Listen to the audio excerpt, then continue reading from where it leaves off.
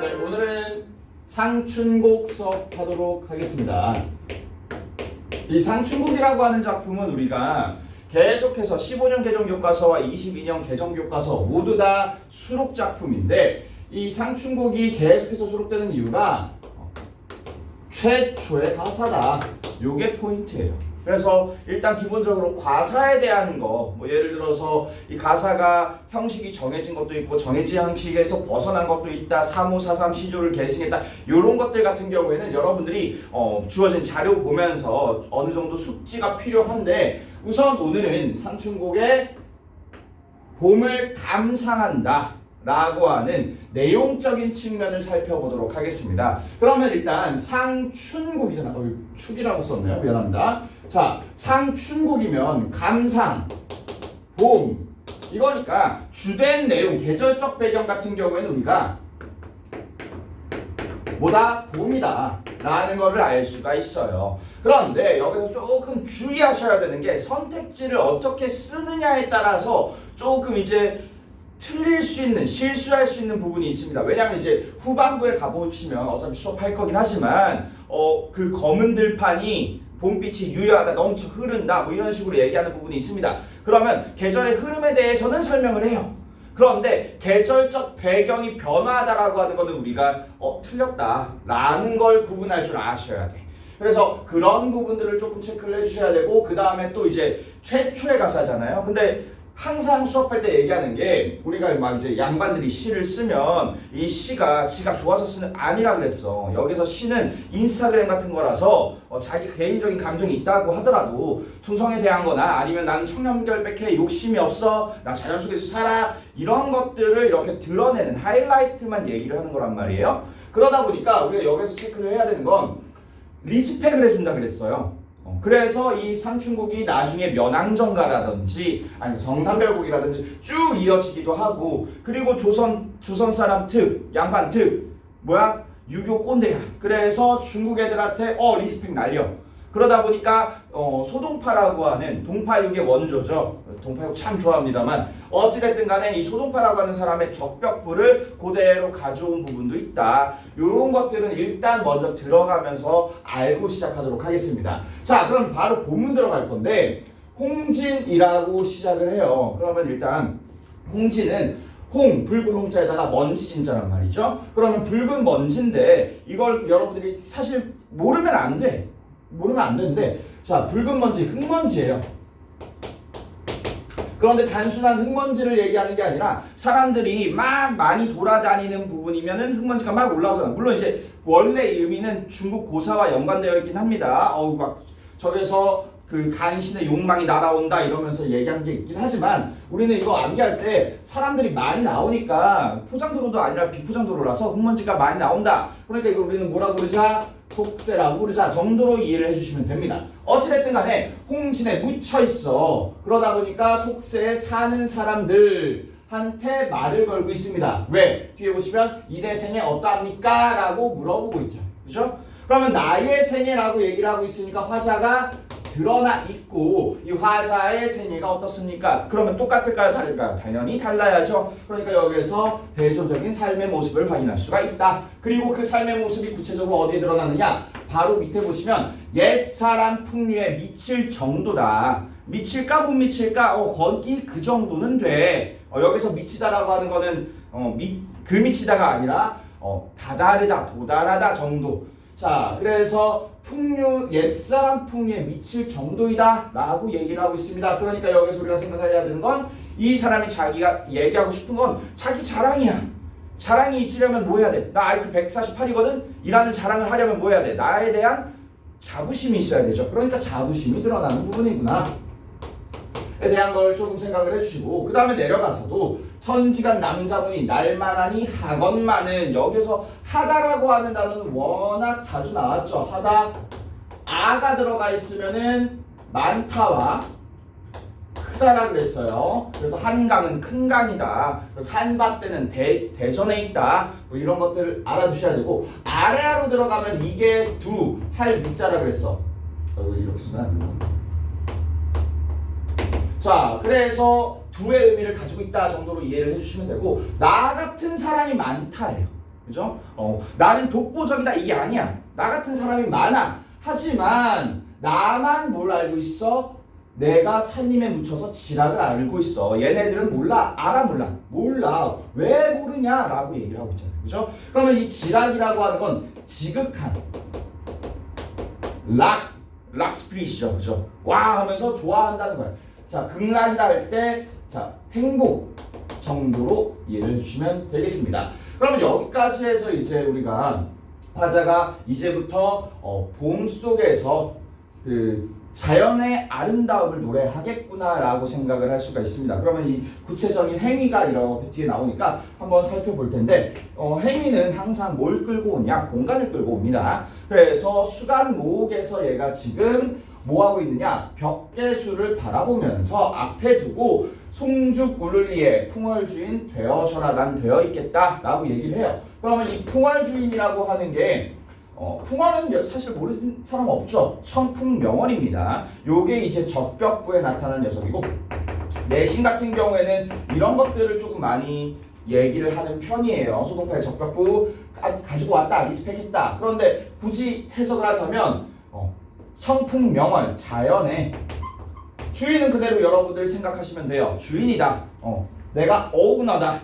그러면 여기서 풍월 주인이라고 하는 건 그 오너의 의미에, 현재 쓰는 오너의 의미에 가깝다라기보다는 이런 걸 생각하시면 돼요. 자, 이 차는 이제부터 제 겁니다. 제 마음대로 할 수 있는 겁니다. 여기서 마음대로 할 수 있다. 내 마음대로 이렇게 꺼내서 보일 수 있어. 라고 하는 풍월 주인 할 때 자연을 마음대로 내가 만끽한다의 포인트를 찍어주셔야 되는 거죠. 자, 그래서 얘가 지금 자연 속에서 놀 건데, 보시면 엊그제 겨울 지나 새 봄이 돌아오니 이제 봄이 왔더니 지금 어땠다? 봄의 모습은 도화와 행화가 막 많이 펴있고 석양에 피어있고 녹양방초, 여기서 이제 풀들을 얘기를 하는 겁니다. 풀들도 비가 오는 중에, 가는 비가 오는 중에 푸르다라고 얘기를 해요. 그러면 우리가 이 도화행화라고 하는 거, 그리고 녹양방초라고 하는 거는 시각적 이라고 하는 것을 조금 이제 가지고 오게 되는데, 왜 그러냐? 색채어가 나왔잖아요. 도화행화 기본적으로 어떤 속성을 가지고 있어? 분홍색이라는 속성을 가지고 있고, 녹양방초는 처음에 시작하자마자 녹이라는 글자 그리고 푸르다라는 글자가 있으니까 색채어 나왔고 시각적이구나. 그 다음 넘어가서 칼로 말아낸가 붓으로 그려낸가, 요거는 자 칼로 말아낸가, 이거는 그냥 여러분들이 굳이 암기하고 있을 단어는 아니야. 그냥 표현만 알고 계시면 돼요. 표현을 어떻게 보시면 된다? 자, 칼로 조각했다. 그리고 붓으로 그린 것 같다. 즉 하나의 예술 작품 같다. 그러면 국어를 조금 깊게 하신 친구들 같은 경우에는 예술 작품이라는 얘기 나오자마자 우리는 뭘 생각할 수가 있나? 바로 예찬적이다, 예찬하고 있다 정도 생각을 할 수가 있고요. 그 다음에 또 하나 더, 지금 쌍쌍바가 이렇게 나왔죠. 쌍쌍바가 이렇게 나왔는데, 이렇게 쌍쌍바, 그리고 뭐 했나 요것도 쌍쌍바, 이거를 우리는 대구법이다 라고 얘기를 하죠. 구가 서로 대응을 하고 있다 정도로 이해를 해주시면 되겠습니다. 자, 어쨌든 넘어가서, 자 뒤에 보시면은 조화신공이 물물마다 헌사롭다 라고 하면서 예찬이 이어지는데, 이게 그럼 왜 예찬이냐? 헌사롭다라고 하는 거 교과서에서 찾아보든지 아니면 여러분들이 자료를 보시면 헌사롭다는 야단스럽다라고 되어 있어요. 그러면 야단스럽다라는 어휘를 여러분들이 시끄러워 이렇게 생각을 할 텐데, 그렇지가 않고 이런 거예요. 그 결혼식 날 신부 측에 입장을 했어. 그러면 신부가 이렇게 다소곳이 앉아 있는데 친구들은 뭐 해요? 뭐 이게 뭐야? 이러면서 화장 이거 뭐야 이거? 막 이러면서 야단스럽죠. 그러니까 그만큼 실력이 대단하다, 실력이 이렇게 스며들어 있다 라고 생각을 하시고 그게 예찬이구나 이어주시면 되겠습니다. 자, 그리고 다음, 자 여기가 제일 중요합니다. 보시면 수풀에 우는 새는 춘기를 못 내겨워 소리마다 교태로다. 다음에 물아일체까지 가셔야 돼요. 물아일체언이까지 가시는데, 자 일단 우는 새라고 하는 단어가 나왔어. 그러면 새가 울고 있다, 새가 감정을 가지고 있네. 근데 그 감정은, 원래는 새는 감정을 가지면 안 되는데 화자의 감정이 이입됐구나. 이걸 이렇게 감으로 찾는 친구가 있어요. 근데 항상 얘기하는데 감으로 찾지 마셔야 그 제대로 된 1등급이 될 수가 있다라고 얘기를 했고, 그러면 얘가 왜 화자의 감정이 이입이냐? 밑에 써 있죠. 물화일체다. 나랑 물건이랑 똑같다 라고 얘기하고 있잖아. 그러니까 물화일체니까 흥이 나와 다르지 않다라는 말이 이어지는 거죠. 그 청산별곡 진행하면서도 계속해서 얘기했던 부분 중에 하나가 화자의 감정이 이입되려면 동일시가 나타나야 된다라는 얘기를 했고, 이 동일시라고 하는 건 너처럼, 너같이라는 단어로도 나올 수 있다라고 얘기를 했습니다. 그래서 이런 것들을 찾아주는 게 이제 실제 실력이 되는 거고, 그 다음에 또 하나 더 얘기를 하자면 이 감정이입 같은 경우는 너무 쉬워요. 왜? 그냥 단어 하나만 암기해 놓으면 되니까. 그리고 예시로 나오는 것 암기해 놓으면 되니까. 그러니까 이제 어떤 문제가 나오냐? 여기서 울다라고 하는 감정에 대해서 물어봅니다. 우리가 감정이입하면 대표적인 시어들이 있죠. 우는 신솔, 그리고 우는 꿩, 그리고 울어라 세요. 이렇게 있단 말이야. 그러면 얘네들이 다 울다가 나와요. 근데 여기에서 우는 거랑 여기 이 세 마리가 우는 거랑은 다 다릅니다. 여기서 우는 실솔 같은 경우, 우는 귀뚜라미 같은 경우에는 규원가에 나타나는 시어죠. 그러면 규원가는 외로워서 슬퍼. 그리고 우는 꿩도 백석의 작품 중에 여승이라는 작품 보면은 어떤 여승을 바라보면서 슬퍼. 그리고 울어라 새요. 얘도 지금 청산으로 넘어오면서 본인이 가지고 있던 거 다 버리고 떠났으니까 실향민이니까 슬퍼. 슬픔의 감정이라면 얘 같은 경우에는 흥이 다르겠냐라고 하고 있으니까 취흥, 흥에 취해 있다 라고 보셔야 돼요. 그러다 보니까 요걸 가지고 이제 시어의 사용이, 그리고 시어에서 드러난 감정이 다른 것은 이렇게 나왔을 때 감정이입이네 하고 골라버리면 틀려버린다는 얘기지. 그러니까 문제에서 요구하는 바가 뭔지 조금 다변화가 되어버립니다. 요구하는 것들이. 그런 것들을 여러분들 조금 잘 챙겨야 되시고요. 그 다음으로 넘어가도록 하겠습니다. 자, 다음입니다. 다음 넘어가서 이제 이 화자가 시비에 걸어보고 정자에 앉아보니 라고 얘기를 해요. 그러면 지금 공간이 이렇게 나타났는데, 여기서 우리가 뒤에 이어지는 내용을 미리 조금 생각을 하자면, 뒤로 쭉 가면은 이 친구가 시냇가로 가고, 그 다음에 시냇가에서 산으로 올라가기도 하고, 요렇게 이제 공간의 이동이 나타납니다.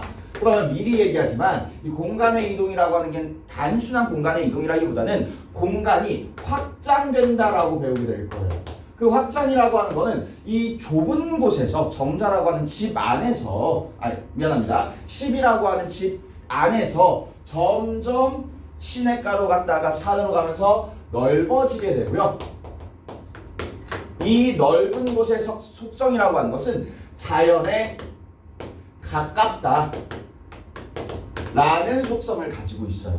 그래서 자연에 점점 가까워지는 모습, 그리고 공간이 확장되는 모습, 넓은 곳으로 가는 모습, 이런 것들이 선택지에서 확인할 수 있는 내용이 될 겁니다. 그 다음 넘어가서 소요음영하야, 산일이 적적한데, 소요음영은 얘가 이제 자연을 즐긴다. 여기 밑에까지 해서 막 노래 부르면서 즐기고 있는 거예요. 천천히 걸어다니면서 노래를 부르고 있는데, 한중진미, 여기서 한중이라고 하는 건, 자, 이 한자 굉장히 중요해요. 여러분들 맨날 듣는 단어 중에 하나야. 한가로울 한자예요. 한가로운 중에 한중이라고 해서 한국과 중국 아닙니다. 자, 한국과 중국의 진미, 맛있는 음식 먹고 싶다. 그런데 그게 아니라 한가로운 중에 아름다운 맛, 진짜 맛. 여기에서 우리가 한가로움을 제대로 즐긴다. 우리가 운동할 때도 오 맛있다, 잘 먹는다 이렇게 얘기하잖아. 똑같은 거야. 한가로움, 맛있다 이렇게 얘기를 하는데, 알 사람이 없어, 혼자야. 그러면 여기서 매번 나오는 문제가 뭐냐, 혼자라는 단어에 괜히 치중해가지고 이 사람 외로움을 느끼나? 이렇게 얘기를 하는데, 외로움이 아니고요. 어떻게 보셔야 되느냐, 맛집은 나만 알아야 돼. 그치? 맛집은 나만 알아야 돼. 선생님도 개인적으로 그 한우 싸게 파는 그 사이트를 알아요. 그래서 이렇게 하는데, 그걸 우리는 이제 소개팅이라고 불러. 소고기를 사려면 티켓팅처럼 올라왔다 하고 막 눌러놔야 돼. 왜냐? 사람들이 그 맛집을 알고 있어서 더 막 이제 몰려 있단 말이야. 근데 이걸 여러분들한테는 안 알려줄 거예요. 왜? 더 힘들어지잖아. 그러니까 나만 알고 있어서 너무 좋다 정도로 생각을 해주시면 되겠습니다. 자, 그 다음 넘어가서 이봐 이웃들아 라고 얘기를 하는데 이 이웃이라고 하는 사람을 우리가 실제 구체적인 청자다라고 설정을 하지는 않습니다. 보통은 그래요. 근데 이제 교과에 따라서 그리고 내신 학교 선생님의 견해에 따라서 달라질 수 있는 부분이라 조금 조심스럽긴 한데 구체적인 청자는 아니야. 그래서 만약에 구체적인 청자가 아니야 라고 얘기를 하셨다면 이거는 대화체에서 그쳐요. 대화가 아니에요. 대화는 뭐가 있어야 돼? 네, 선생님이 여기다 벽 보고 용창아 너 오늘도 왜 이렇게 잘생겼니? 하면 이거는 대화가 아니잖아. 그냥 미친 사람이잖아.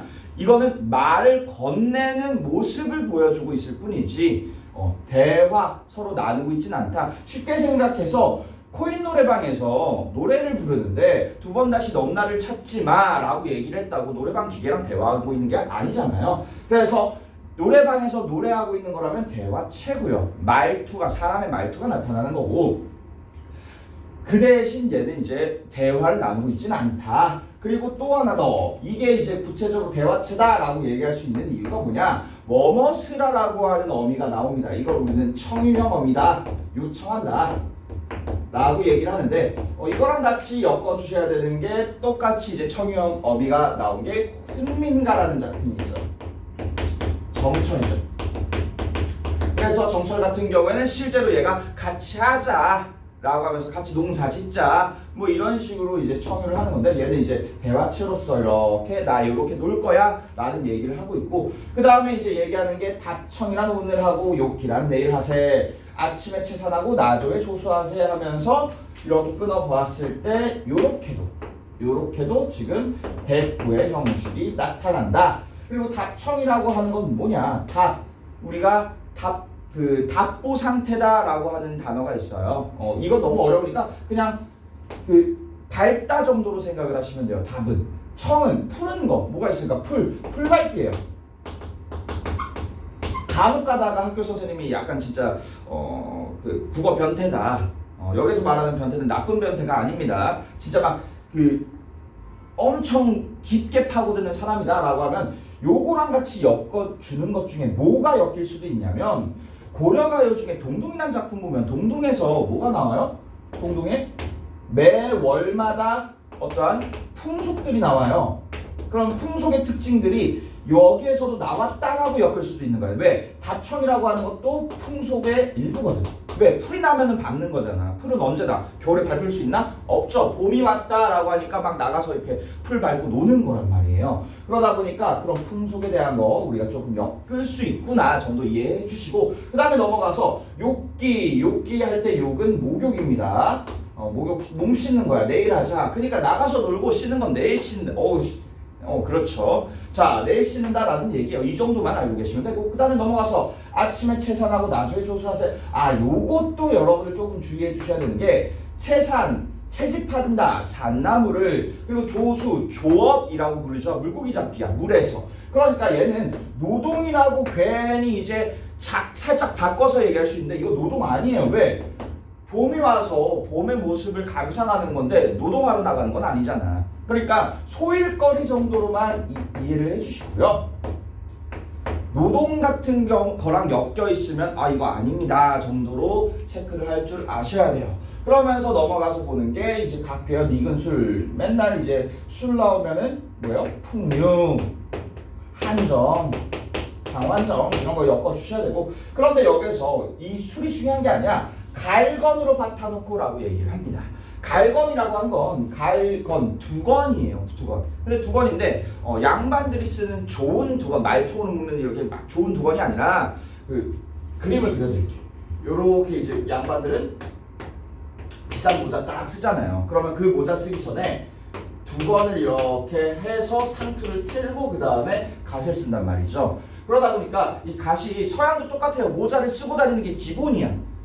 근데 모자 쓰려면 상투를 트는 게 기본이란 말이죠. 그러다 보니까 여기 두 번 쓰는 게 중요한데 이 양반들이 쓰는 장식된 녀석들은 비싸요. 그러니까 평민들 같은 경우는 장식된 녀석 말고 그냥 천으로 만든 두건으로 머리를 묶고 다녔습니다.